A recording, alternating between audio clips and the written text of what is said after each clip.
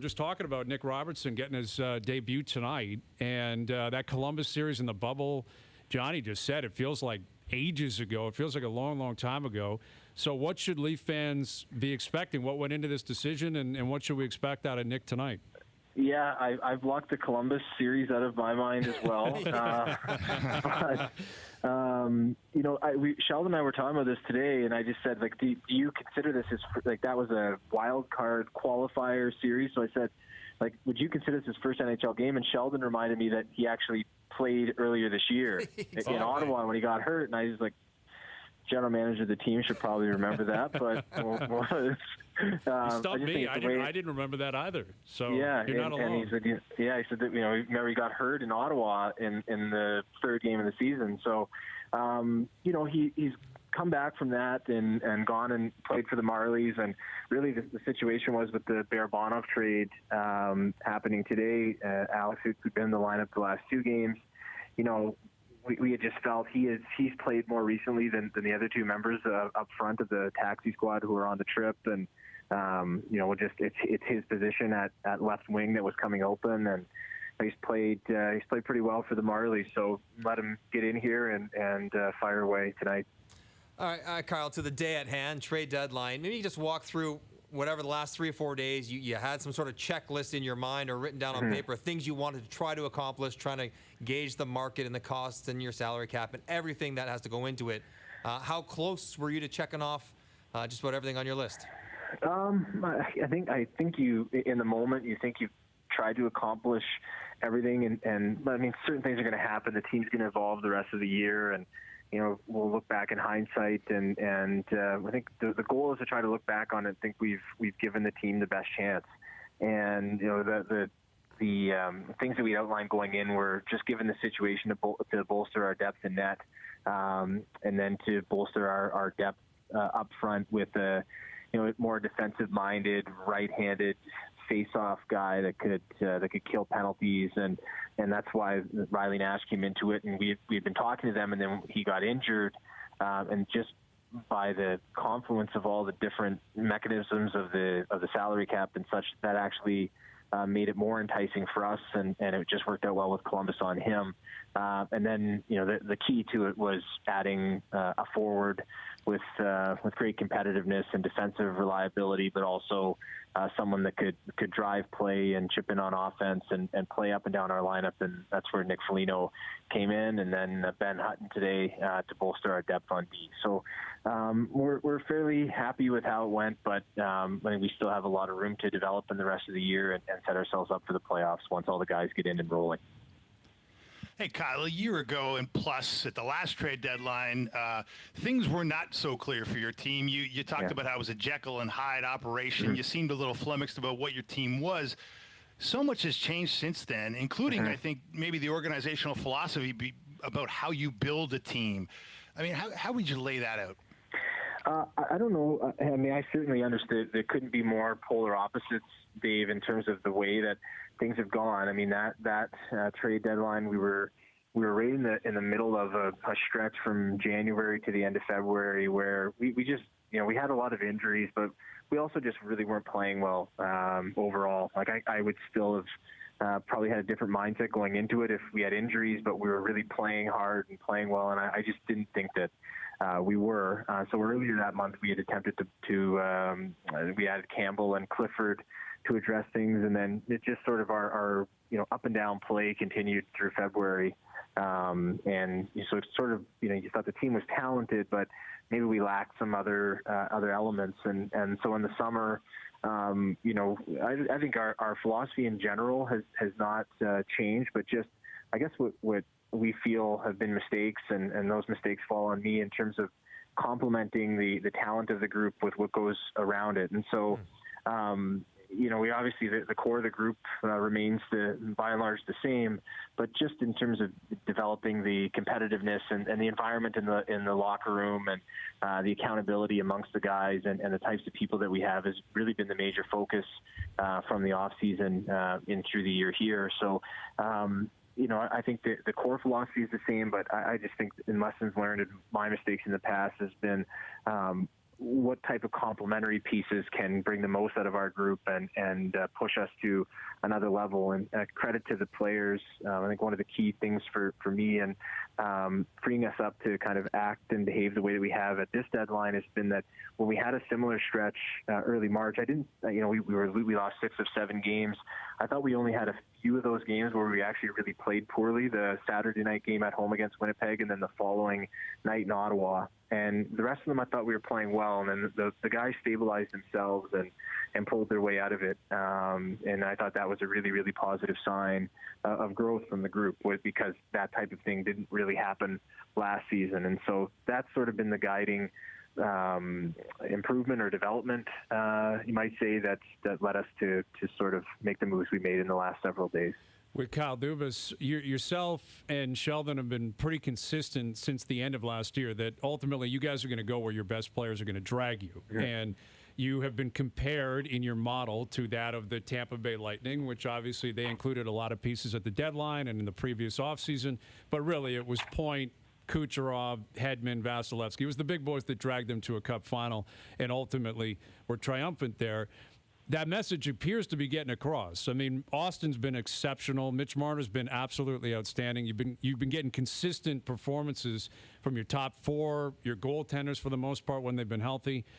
How did that message getting across apply to what you decided to do over the last 48 hours? Well, I think the credit for that, Brian, has to go to Sheldon and the players. I mean, they're executing it each day, and the messaging from the beginning. And I know, in the end, you're going to be judged after the season and what the outcome of that is. But we really put a lot of emphasis on one of the things that we felt we lacked last year, which was the consistency in our form and the way that we played the regular season, and how important that was going to be to set us up well heading into this stretch, and securing a playoff position and the best position we could going into the playoffs. So I think that I think last year's disappointment, though, it's you hate when you go through it and you're so disappointed when you come up short of what your expectations are. I think the way that the players in particular have responded from the Monday after the last game against Columbus and early August in the bubble to now has served to me to be the greatest signal that the group is growing. And I think we're still going to have our ups and downs and our disappointments, but we're taking good steps, and that's been a byproduct of the coaching staff and the players working together, and certainly I think remaining consistent and locked in here throughout the year, and most importantly, as I mentioned during Dave's question, being able to find a way to pull themselves out of a bit of a rut there early March. Kyle, Brian mentioned the big guys playing very well, and they have. And one of the big guys that we associate with your team has been Freddie Andersen. So I'm curious, 2 things about the goaltending. One, how much did the no quarantine for David Rittich impact your decision to go after him as a potential backup or a depth goaltender? And what can you tell us about Freddie Andersen? What should we be expecting of Freddie Andersen, his health, his availability, where you are at with him eventually coming back to this lineup when he can?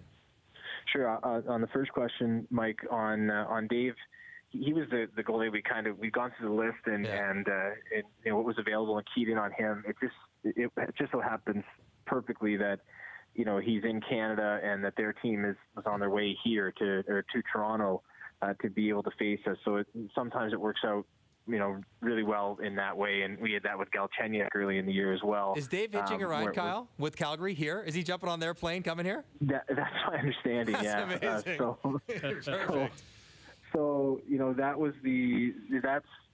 that sort of worked out well in that regard. But he was really, as we went through the list of goaltenders that were available, and he was the guy that we'd sort of keyed on. He has great experience. He was an all-star last season in 2020, and that same all-star game that Fred was at, and has shown that he can steal games when he's on. And so we're excited to get him in and work with him.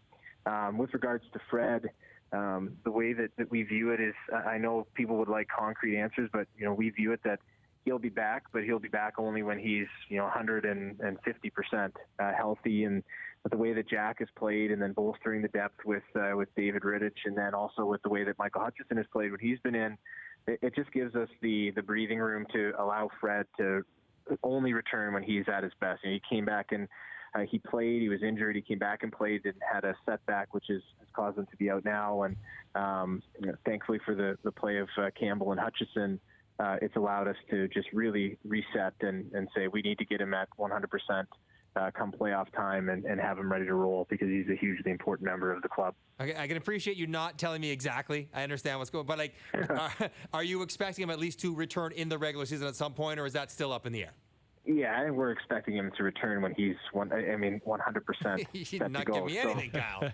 Yeah. So, I mean, we certainly hope so, but that if it's with a week left or 2 weeks left or the start of the playoffs, it's really it's not we're not going to really focus on that, other than he needs to be 100% comfortable and ready to roll and go from there. With Kyle Dubas, GM of the Maple Leafs, so when you make deals, generally speaking, there are three options that are going to lead to the deal actually happening. You're going to give up a roster player, a prospect, or picks. You have exclusively given up picks for the most part here.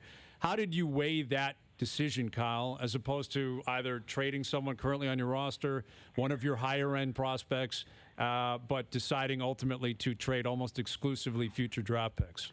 Yeah, a lot of it, Brian, is what the other teams prefer as well, and it seemed that there was, in the conversations we had, there was more of a focus on draft picks for the clubs that we were dealing with.